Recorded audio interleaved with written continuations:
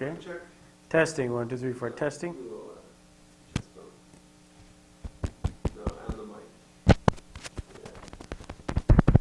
All right, Yeah. can, Levels.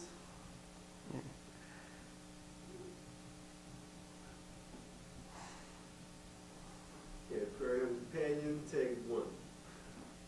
okay. Okay. Well, thank you for being here with us today, Father. What is your full name? Full name, Gregory Lyle Peterson. And where were you born? I was born in Jamestown, New York on January 11th, 1951. Where? WCA Hospital in Jamestown. What time of day were you born? I think it was the morning, I'm not exactly sure. Why did your parents select this name for you? Why did they select Gregory? Not sure I know that either, but the middle name, of course, is named after my father, Lyle Peterson. But I'm not sure why Gregory. You'll have to ask your grandmother. Do you remember the house where you first lived? I do not, but I've seen it. It's on Sturgis Street in Jamestown. It was an apartment, a lower level apartment, where we had it. Why did they choose to live there? I think it was more economics and the fact that my father's parents, Otto and Rachel Peterson, lived just around the corner on 356 Price Street in Jamestown. Oh, spot. Just want to make sure I'm getting audio in both ears here. No, just you'll get just in one. It's mono. And it will play back and forth. Mhm.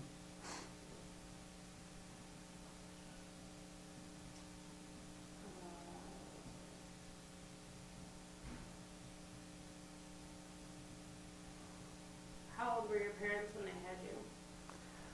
Well, let's see. Both were born in 1927, and I was born in 1951. So do the math. Yeah, they were 20. They were still, I think, at the time, both 23 years old. Were they expecting you, or were you kind of a surprise? I'm not sure they were economically prepared. I mean, they were. I've never heard that they were surprised, like, oops, my gosh. But my dad had just graduated from college, had not started his full-time job. I was conceived in Meadville, Pennsylvania. Then my dad they were married, but then my dad was at school. And then they moved to Erie, Pennsylvania, specifically a place called Kearsarge, where the mall currently is. That's where they spent a few months, and then moved to Jamestown. I'm sure in anticipation of the birth, and hence the apartment, hence the closeness to 356 Price. Where did they move after Price Street? Shortly thereafter, my mother thought she was pregnant with child 2, and so they decided they better get a house. So that's where they looked at a newer development in the area of Allen Park, and then they bought 101 Allendale Avenue. It turned out it was a false alarm. My mother was not pregnant, but they nevertheless bought the house. So we moved to 101 Allendale Avenue, where my mother still lives. Were there any special things about that house that you remember? I know that they still live there now, but I know that it has changed. What were some of your earliest memories of the house? Well, it was a small house. We didn't appreciate that at the time, but my brother and I lived together. Randy, my brother Randy, who was born in 1953, and it was a pretty cold place. As it turned out, there was no heat in that room where we stayed. Not too dissimilar from where I'm currently at, the 3rd floor. And the bedroom was, my mom and dad's bedroom was downstairs, in what is the dining room now. And we had a kind of The a dining room or the green chair room? green chair room, where that's where the bedroom was. And then we had a metal table. That's what I remember. It was a small metal table in their current kitchen, is where it was not only a kitchen, table, it was everything. Over time, the house had a dormer added, so the room, which currently is where my mom and dad have stayed, was built out. It actually got heat into the room, so that was dormers were put on. Also, shortly after when my sister arrived in 1956, they sort of expanded. Then there's been a couple of other expansions since then, so it's a fairly sizable, certainly very comfortable house now. You described your brother and sister. What's your earliest childhood memory? Earliest childhood memory. My mother took movies of our life, so our memories are accentuated by, our memories are accentuated by the movies. So you saw yourself at various spots and times. So the corporate memory is just that, being at picnics. Sundays were always big days where we'd gather people, family members together, my grandfather, grandmother, and my aunt, and we'd travel someplace. So usually someplace in Pennsylvania, sometimes we just along a creek, but always with a basket in hand, picnic basket in hand. And they'd lay out a table, either on a picnic table at some state park, or sometimes it was just along a stream, but Sundays were always the road show days. My dad worked Jamestown electroplating all of my adult life. And remember, he would come home for lunch. He had half an hour. And my mother would always make lunch. And then he'd go back to work and get done at 5. And then whatever we would do for the rest of the evening. I do remember that I would often get packed up in our clothes early in the morning, especially, and just be sent out. We lived in a neighborhood which was still to be developed, Allen Park. So there were lots and lots of woods, lots of play area, and nobody ever gave thoughts that something might happen. They just packed us up, sent us out, and at 5 o'clock we'd hear a yell or a whistle, and we'd come home for dinner. A lot of playtime. How many people live on your street? A significant number of younger adults with children. The Beal family, the Johnson family, the Hawkins family, the Galati family, the Huff family, the Johnson family. We're all relatively same age people, so there's a lot of interactive playtime.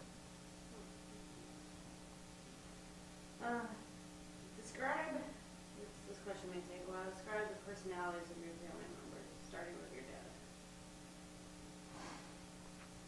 dad. My dad, Lyle Peterson. Well, I guess describe his personality first and then how he interacted with you. Lyle was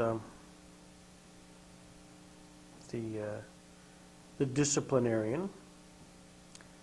He was always forthright. You knew where he stood. Always interactive. He loved sports. I think he was one of the younger parents in the neighborhood. So he was willing to not only have the energy, but the time to play with other kids as well. So it was not only myself and Randy, but the other members of the neighborhood always had would always have a fond memory of my dad, because he was always out willing to play football in the street football, tag football was very important, playing catch, playing baseball. So sports was a very much part of that. And usually after hours. So he'd come home from work at 5 o'clock, we'd have an early dinner, and then we'd do something. So sports was big, and as a result, he became a surrogate parent for a lot of the other kids, simply because their dads were either older, had businesses which were outside of the normal business hours. One owned a restaurant, one was older and had AAA. One worked in Warren, Pennsylvania, so they were not around as much, and my dad sort of filled that gap. My dad work was such that it was pretty consistent. Get up at 7, go to work, come home for lunch 12 to 12:30, and be home by 4:35, and we'd eat early, and so he was that. He was a good storyteller. Not necessarily not telling us stories, but he would tell his friends would come over and love to hear him tell stories. Sometimes they were a little salty, but that was just the nature of the beast at the time. Do you remember any story in particular? I'll refer to my interview of him, 4 hours of it, so you'll hear every story you want to possibly hear. One pause. We didn't need to move the mic, but it's picking up your, Doing it, yeah. but I think that's a fine dramatic effect as far as you doing that. I want you not to do that. So we can move it up to your, Move it up. But then it becomes visual. that's fine. You can see it anyway. Yeah, it's already in the shot. Just want to move it up. We can even put it under your shirt and have it come out somewhere.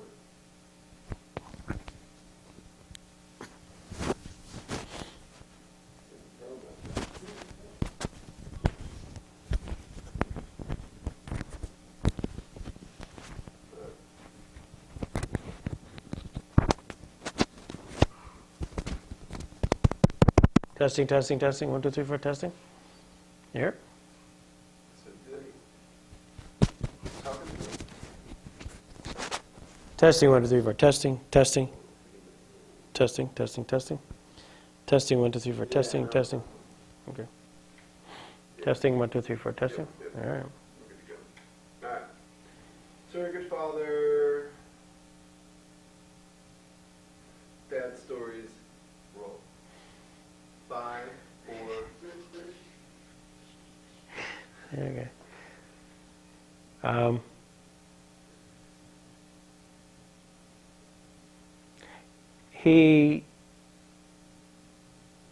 We didn't travel much. That was not our itineraries.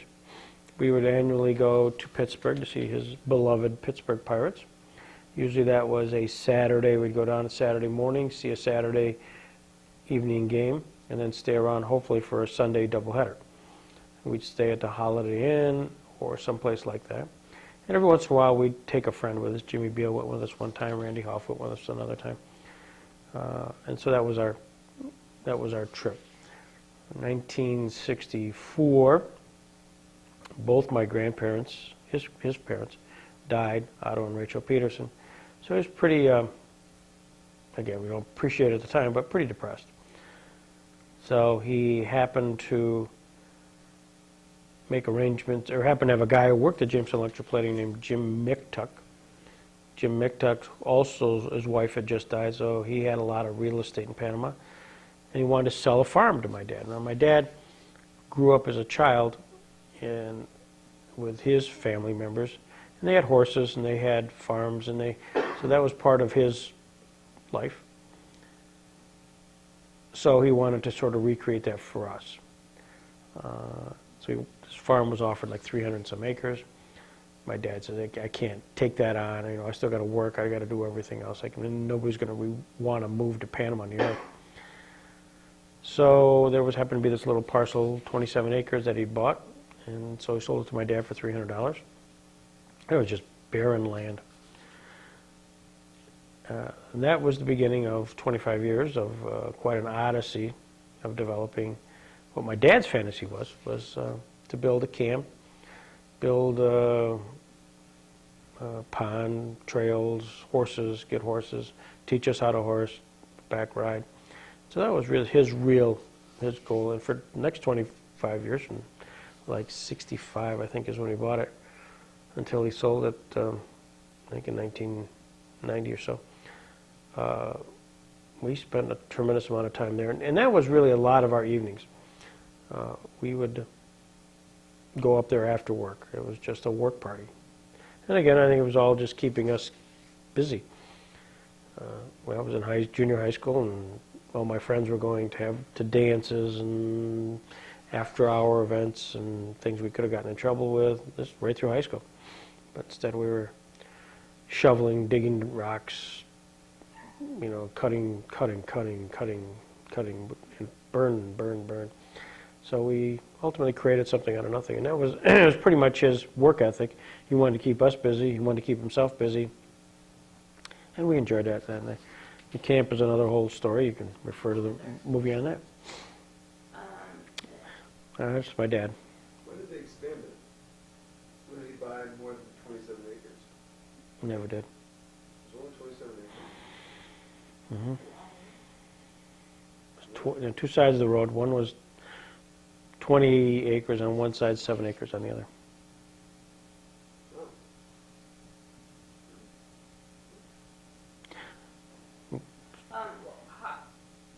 Now you have your brother and sister with you. Did your dad treat you differently as the oldest? Mm-hmm. You have a different relationship with him? Well, sure. Being the oldest, I think there was a higher expectation. Whether we played athletic events, he expected I would work a little harder. I was a very hard guy to please. It was not a. I don't remember a lot of attaboys and hugs and stuff. It was just pretty much, expected that you would work a little harder than the other guy, and that's typical of the oldest. Similarly, but also I had probably more time with him athletically, just again because of his availability. So it was, whether it was playing catch, whether it was playing basketball, football, we'd play, but again, it was a lot of team sports.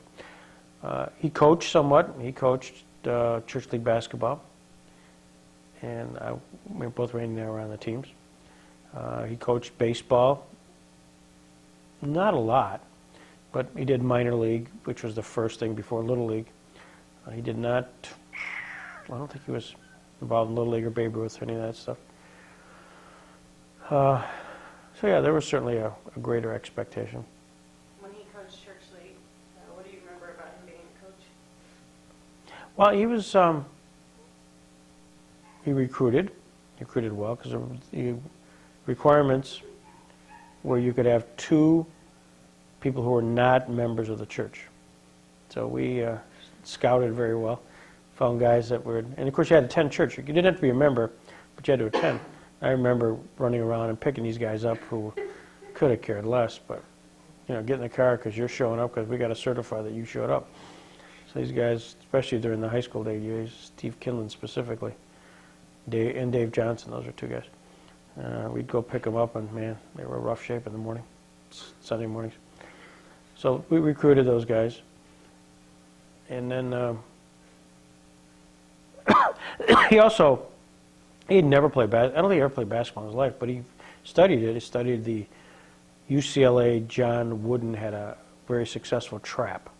It was sort of new in basketball time, where defensively you learned how to trap people. So our defense became our offense. Just an incredible, aggressive, hardworking. You always press. So when you scored a basket, rather than let the guys dribble down the half court, we were all over them right from the go. Steal the ball, score, steal the ball, score. So he learned that from reading. He really learned it and really worked very hard. So he was the first guy to do that. I mean, church league basketball, holy cow. It was just overwhelming. So we had pretty good success with that. So we recruited well, good success. And often he would, there were at least a couple instances where, something went wrong, bad play, turnover, something, and he'd yell, Greg. I mean, it was just like automatic, and I'd be sitting on the bench with him. And again, I'm not even out there, but that was just a expletive. But that's, no, he was very successful in church league basketball. And you can see, again, there's a movie that has sort of a parody of that running around. What was the church? Chandler Street Baptist Church. Yeah, you need to know that my mother, segueing, very religious. She's the one that made sure that we went to church. She's the one that her family was very inculcated in the church process. Her mother and dad came over from Sweden. So they were first generation. Swedish was talked about with them, usually among them, not necessarily with us at all, because I didn't learn any Swedish. But nevertheless, that was part of it. But they're very part of the Baptist church. My dad, by the way, was a Methodist, but not a very strong Methodist. I don't remember my Peterson family going to church often, other than kids stuff when just church functions. But clearly the strong religious component of the family was my mother. And over time, my dad became more involved with the church. He always was involved in the church, principally because of he'd be the trustee, which really meant you go and you help decorate, paint, paper, the young guys that went there and just hustled it. He was never a spiritual leader. It wasn't his forte. And I can remember certainly the early days where my dad was golfing on Sundays, and that was not well respected by my mother, and my mother would often pray that he would do bad on Sundays. And he would do bad on Sundays, until he finally gave it up. I can remember times where my mother would play piano, a very good pianist. And my dad didn't want to be there for the whole service, so he would march us down on Chandler Street to his Aunt Rang, and we'd sit there. Or somehow we'd come in a little bit late to sit in the back of the church, and somehow the three of us acted up, one of us acted up, so that he had to leave early. It was always kind of a game, a funny thing. My mother would always look and peek around, are we still there? And the answer was usually not. Because we had to leave because we didn't want to disrupt the church. I think my dad enjoyed the fact that we would have to leave, go down to Aunt Rang's, and then catch up after church. You've mentioned before that usually it wasn't just a result of you kids acting up. He would somehow coerce that. Rumor has it that he pinched us. I don't know. But anyways, my dad, as far as church is concerned, it's important to note that he did get along famously with all of them. I think the fact he had a little worldly edge to him, he was treated welcomely in the church. There were a lot of pious people in the Baptist church. My dad certainly wasn't, and as a result, he was more the funny guy. They enjoyed his company. He was involved with the home builders, which was always a matter. And everybody wanted to hang around with Lyle. My mother certainly was the religious component. She was the playing piano in the choir, led the prayers, very emotional. So it was a good relationship there. The couple of stories, again, he tells those stories, but he would go to church, and they kind of expected the unexpected. He'd always bet football games with a guy named Jerry Willits. And Jerry and they'd bet milkshakes or something like that, or hamburger, that type of thing. And when my dad would lose, he would go Sunday morning to the local dairy store, have a milkshake made, put it in a brown bag, and then either he or I would have to walk up during the church service to the front row where Jerry sat and with a brown bag, and there's the minister watching, and we'd hand him this bag of chocolate milkshake, Or I can remember a time, the minister's name was Cliff Anderson, and his son David was acting up, sitting in front of us. David was about my age. So my dad's sitting there. I always sat on the right side of the church. And he'd be monkeying around, and all of a sudden he wanted to hit David with a paper wad. And so he'd, take the program, moisten it, and wet it up, put it on his fingertip. He's going to hit him, just to tell him to straighten up. And inevitably, it caught on his fingernail. Instead of going right at him, he went up over to church, and Reverend Anderson was just with his eyes followed this projectile over and then down. He looked around. And then there was other times where we had, there were a couple of guys named Loomis, Jerry and Jeff Loomis, and they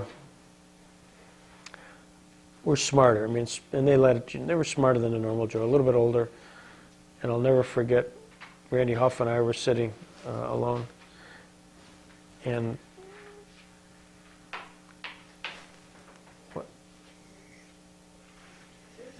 you can. Okay. Anyways, we were sitting behind them on the other side of the church. My dad's on the right side, I'm on the left-hand side. Randy and Huff and I, of course, we're fair game anyways. And Jeff Loomis, who was this arrogant, older guy, put his fingers into the communion cup holder. You know, those things you can, and it's just there for like an attractive nuisance to kind of put your finger in and out of. Well, anyways, he put his 3 fingers in and happened to get stuck. And of course, then all of a sudden you're panicked and your fingers swell up. So he's stuck. His fingers are stuck in the communion cup holder. Well, we're sitting behind, and just laughing. Randy and I are belly laughs, disrupting the service, and I could see my dad looking at us. So we're on the left-hand side of the church, right-hand side, he's just sitting there, just glaring. He was going to kill us. And he would. That was not tolerated. And not that we had to be, totally reverent, but just be quiet. And we were laughing. I mean, just awful, disruptive. So he came right over afterwards, and I could see he was going to kill us. And he would. I mean, he would be physical. Capital punishment was okay. And then when he explained what happened, and then he laughed and laughed and laughed. And the bottom line is that in order to get his fingers out of the communion cup holder, his father, who was very much a carpenter, went downstairs and had to get a screwdriver and unscrew the communion cup holder. This guy's walking around like with bare knuckle, knuckle, yeah. Unbelievable. So anyways, those are a couple of church events. But my dad was very much involved with the home builders and very much involved in the aspect. And worked very well with my mother. And it's good to know that over time, when we kind of left the house, went on our own, my dad became much more involved with the church in a spiritual perspective.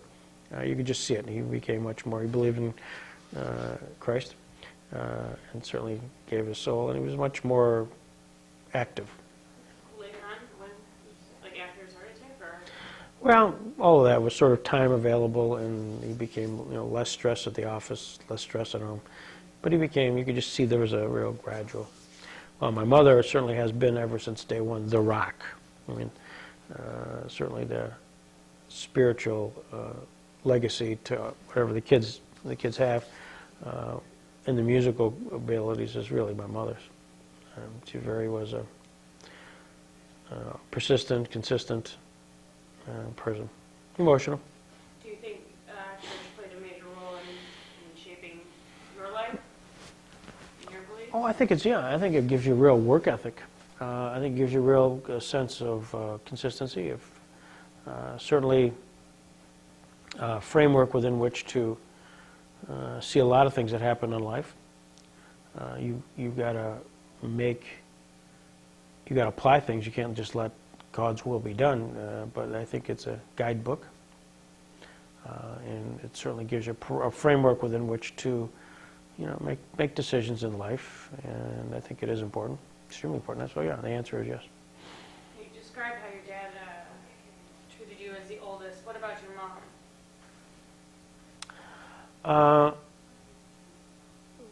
She was, I guess the best term for her, she was the nurturer, a nurturer in all senses of the word. Not only provided the food, she was the one who was concerned about the economics. We were relatively, well, I guess you probably, in today's term, middle class, but she clearly was a product of the Depression. And, we had no money, even though my dad would say we had money. We lived as if we were down to our last can of Franco-American spaghetti or Vienna sausage, and but she made do and made best of it. And we'd have proportions where you'd have one meatball rather than 2 meatballs. And apparently, after a midget league football thing, I came home tired, hungry, and she pulled out the meal that I hadn't eaten. And it was just 1 meatball. That was it, period. And I go, wow, it's pretty impressive. But that's the way she was, and she's always one, even to this day, she saves her food, she very conscious of that. So yeah, I live with Depression people. Like my dad tried to keep it as much of a secret, but my mother was the one who was kind of in charge of the house, certainly in charge of the house. That's because my dad worked. I mean, about 7 to 5 every day. I hardly saw him. And he'd work occasionally on weekends. And then he had bowling leagues, and he did the things that guys do, bowling, golf. So she was very much part of our lives. But he was a disciplinarian, let it be known. Just to clarify, when you say one meatball, for those who are watching who aren't Swedish, that there was no spaghetti with that one meatball. It was just literally a Swedish meatball. Yeah, Swedish meatballs. It was. We would have. Yeah, well, just one good old. It wasn't very big. We would have Swedish meals, plekter, Swedish pancakes. It was usually a weekly thing. Sundays we would either make pizza out of a box, or we would have Vienna sausage in a Franco-American spaghetti can. Now I must tell you, my mother was an excellent cook, and the best memories I have is when she would make tomato sauce. Just big kettle full of tomato sauce, and we knew that was the spaghetti and tomato sauce that was terrific, and that really was one of her best meals. And she always made kind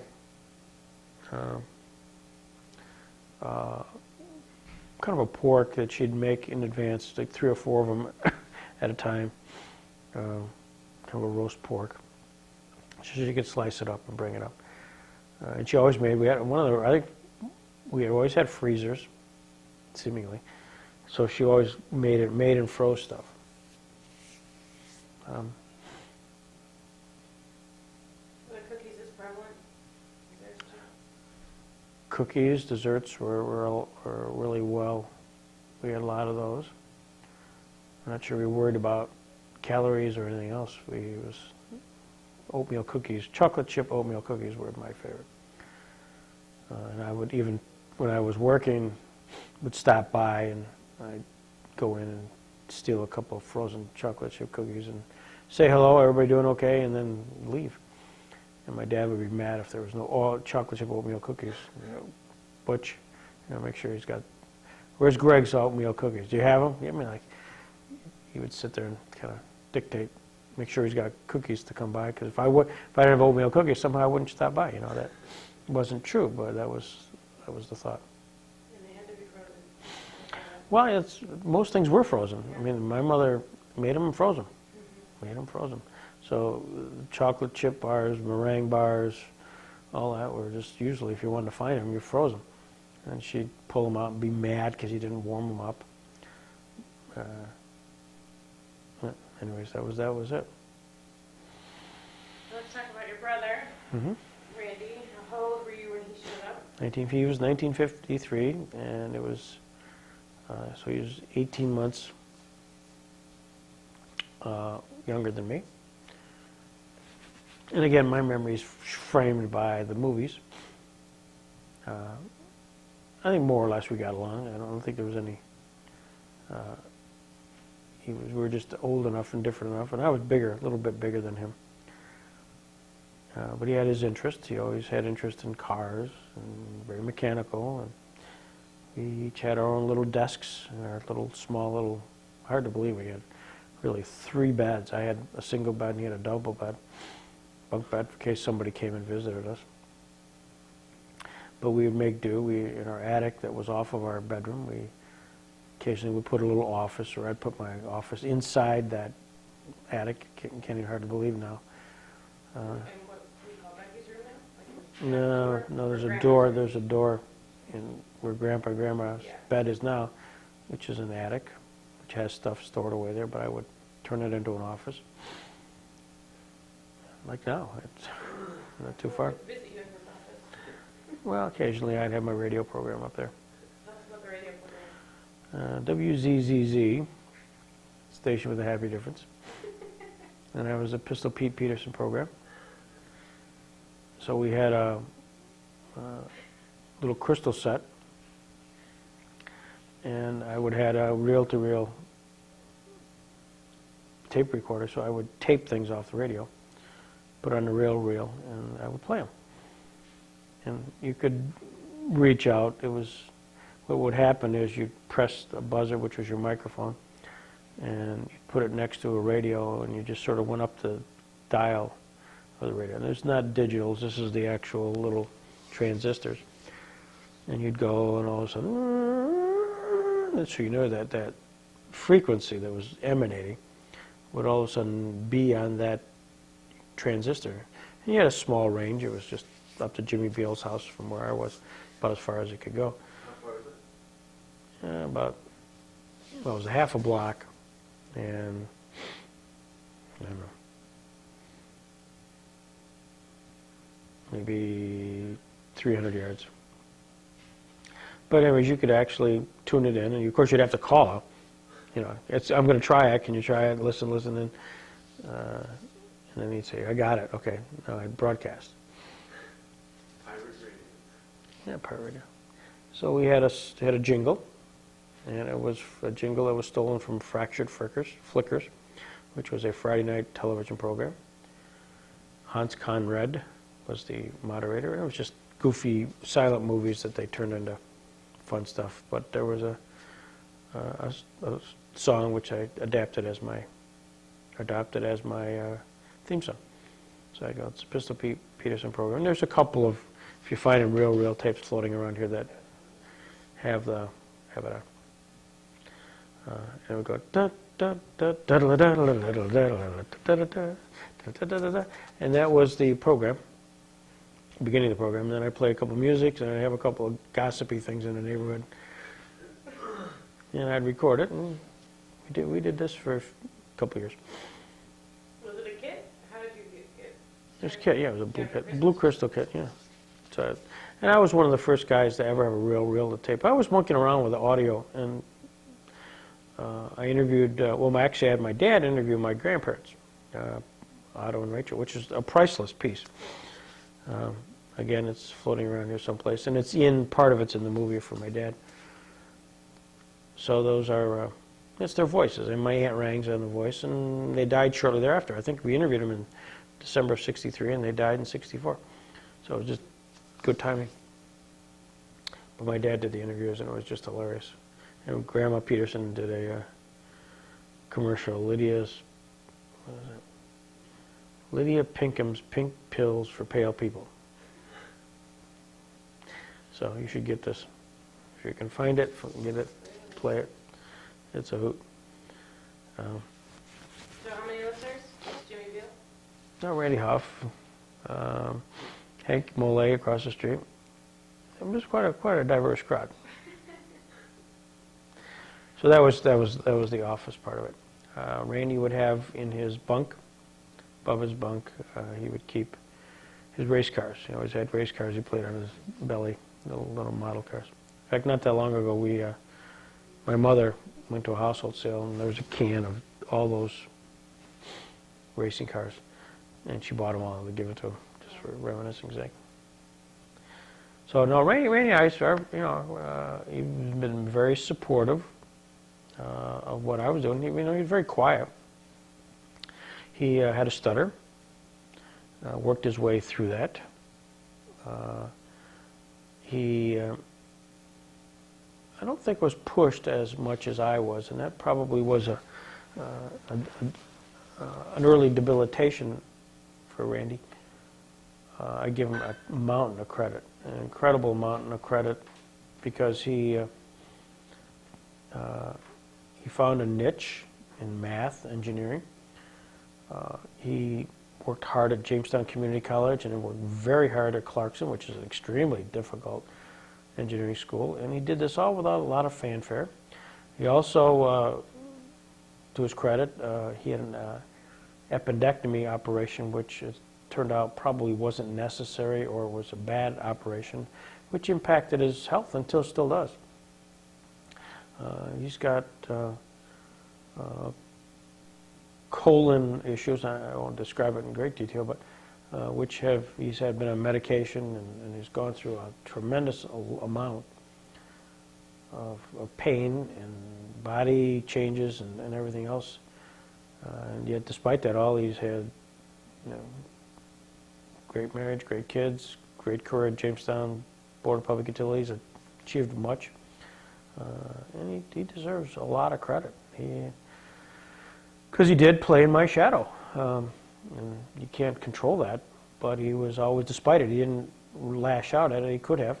You know, I was captain of the football team, I was this, that, and everything else. He was sort of Greg's brother for that high school time period. But despite it all, he worked very hard at doing what he did, and he deserves a lot of credit. So no, I've always respected Randy for doing what he's done. He found a great niche, and but he worked hard. And I know my mom and dad were always felt somewhat bad that they didn't pay that much attention, certainly the early academics, because he was the stuttering aspect of it, you know. But they worked hard. I mean, they worked hard at that. I remember Mr. Tchaikovsky. No, that's not right. Travolsky, Mr. Travolsky. In fact, he almost stuttered just pronouncing his name. But he would come and he would work with Randy. But he did it. He did it all. That's his credit. So no, it was a good relationship. You guys were similar enough in age that you hung out a lot, shared the same friends, or did you? Well, neighborhood friends. I mean, now it came to school. He was just 1 year behind me. I didn't hang around with his kids, and he didn't hang around with mine. I was involved in athletics, and he was involved in other things. Like what? He, you know, he was into math. He was into studies, and there was a younger group of kids in the neighborhood. Again, though he was 1 academic year behind me, he was really 2 years age-wise behind me. And that also was something that we always, my mom and dad really struggled over, is because he was one of the youngest kids in the class. On the contrary, I was one of the oldest. And that made a great difference, just in development. So I'm sure if they got to do it all over again, they would have kept him back a year. Just because you had those choices. And I think that was part of what we thought about you guys, too.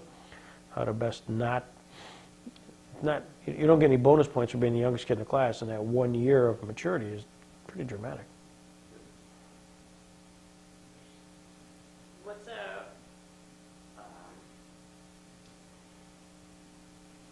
your earliest memory of Randy?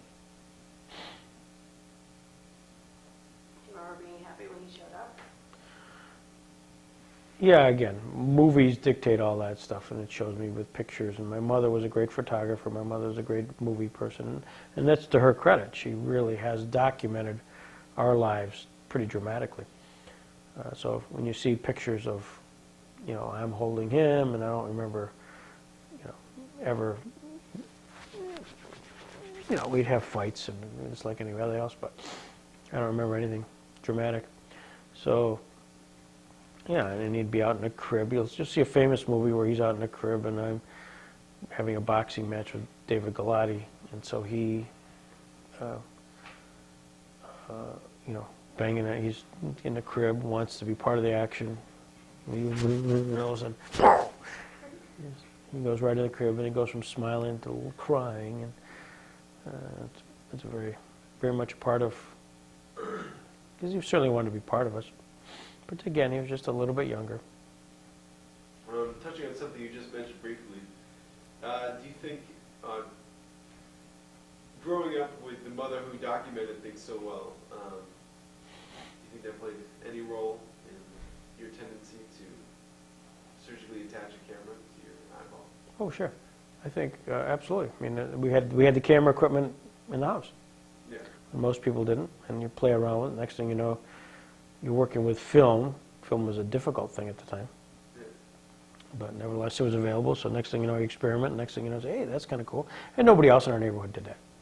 I mean, we were the only kids in town, or at least our neighborhood, who had movies, and they'd come down and they'd watch movies. And I also, we've always had a projector, since I always remember having an 8mm projector. And then we'd either rent movies, or we'd buy movies, or the Christmas gifts were always movies, 8mm movies, which are still upstairs. And I'd collect those things. Boxing movies, I'd collect the silent comedians, the Charlie Chaplins, the Ben Turpins, the Buster Keatons, Laurel Hardy.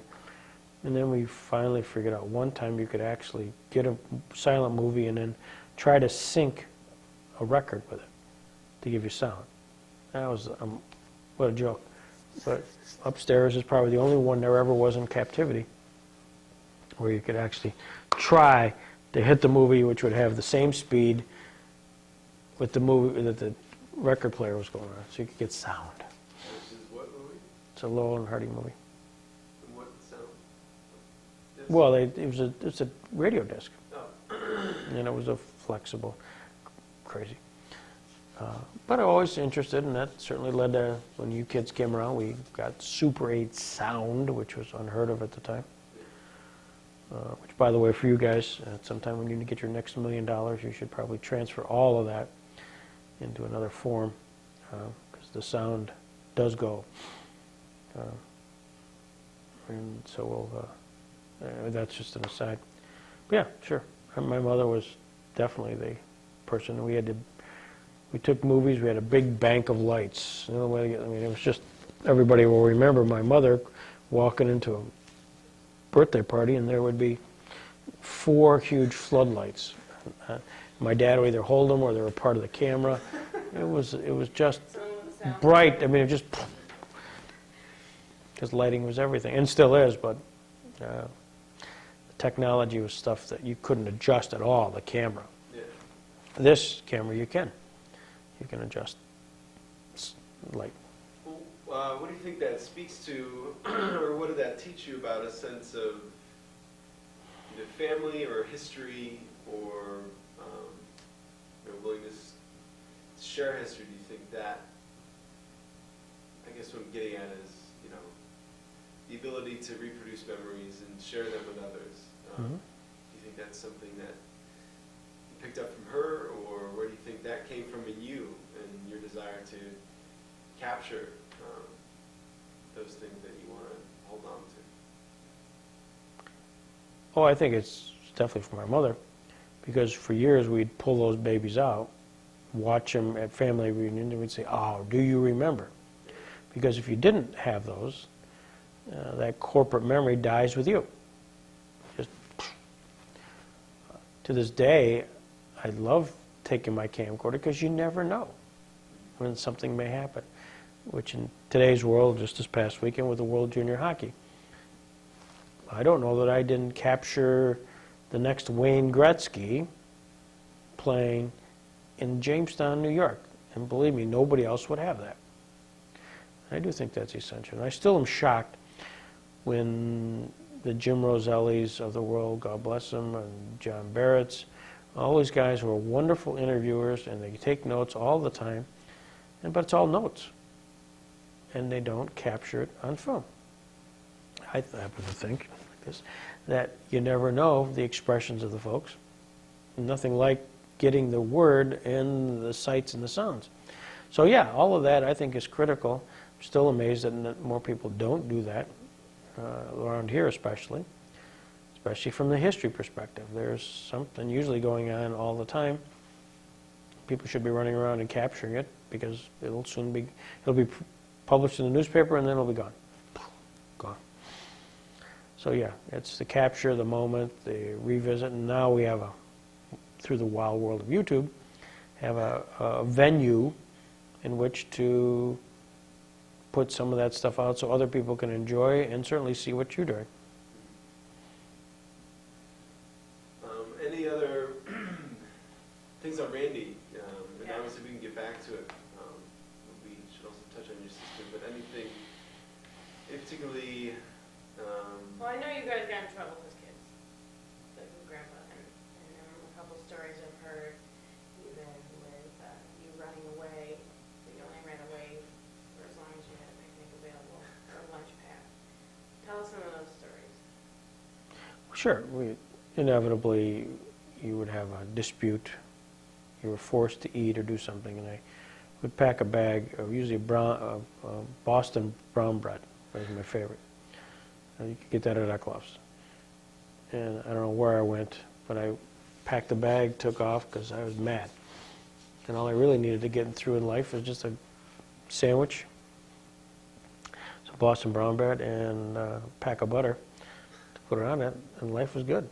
Did you pack it or did your grandma pack it? I packed it. And took off, and probably gone for 6 hours, but it was no big deal. Randy and I would get in trouble. But it really wasn't, awful stuff. Usually my mother would do something at home, and while my dad was working, and my mother would be crying, my dad would be disciplining us as soon as he got home. Principally dealing with dealing with the fact that we'd move cribs around because our cribs were on rollers. My mother tried to quiet us down at night. My dad may have been bowling. She just wanted us to go to bed. She'd had it, because she was with us pretty much all day. And we just couldn't wind down. So the story goes, we were in our cribs and just kind of bounced them around to the point that she could not even get into the door in the room. We were now, at the time we were kids, we were in the other room, other side of where Becky's room is now. And we just apparently jockeyed it around so that we locked the door, and she was beside herself, and my dad would yell at us. And we couldn't easily just move those things around. It just so happened. And there were times when we wouldn't come home on time, and my mother would be mad, the food would be cold, and we would be disciplined. And this discipline was usually, it was harsh. You kids got away with murder. But last night, even you described a story about how you kind of egged your dad on to do things, driving around snowbanks and stuff like that. Can you tell that story? Well, my dad always, he was a storyteller, and again, when you look at my interview with him, you'll hear his life was sort of something. He always did things on the edge. Never really overtly illegal, but he just pushed the envelope. Or he was wanted to create excitement, and that's what most people remember, is that he would do something different. Certainly with my aunt, who was a maid, Rang, he would often take her for joyrides. So whether it was coming home from Thanksgiving, Christmas, whatever it happened to be, he would always be the one to drive her because she could not drive. And inevitably he would spin around, and he'd love to just do fishtails and stuff like this. And one time she lived up on a hill in English Hill, so he would go up the steepest hill in town, King Street, and just gun it. He just absolutely gun it during the winter, and so of course the car's sliding, and nobody was on King Street at all except my dad going straight up this hill, and he'd bang against the curb and then go on the other side of the curb. And of course, my poor Aunt Rang was screaming, yelling all the way up, and it was quite a nightmare. He just did that for fun. He wanted to give her a little adrenaline rush. Of course, we're in the back seat thinking, this is great. Also expecting him to get stuck at any time. And he did it on occasion. Occasionally we'd encourage him to do things which he just, he's a pretty headstrong guy.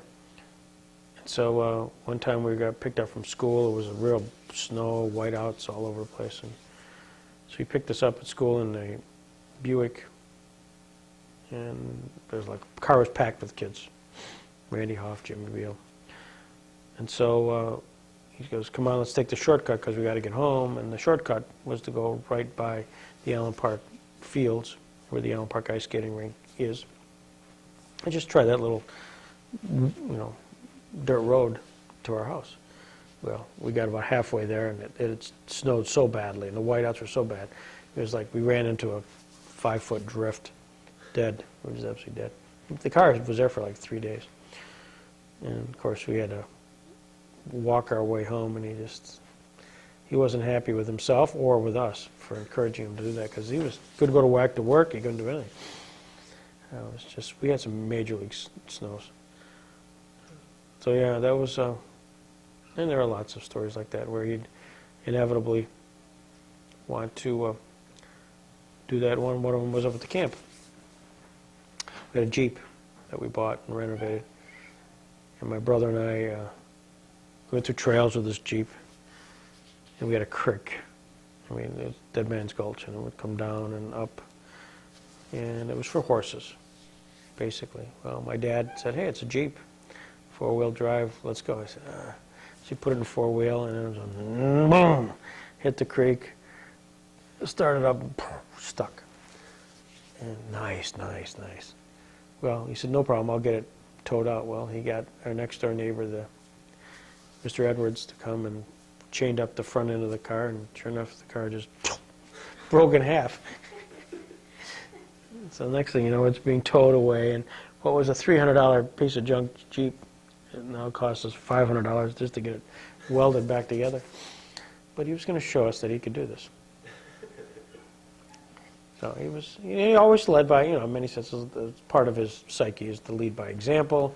He could do it, and not crazy, but he was often persistent. But he also got something in his head. He was not one to, where you'd have conversation and convince him that he was wrong or there's another viewpoint.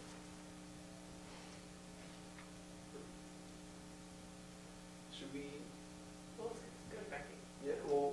How much time? What's time is it? 56. Okay, we got 5 minutes.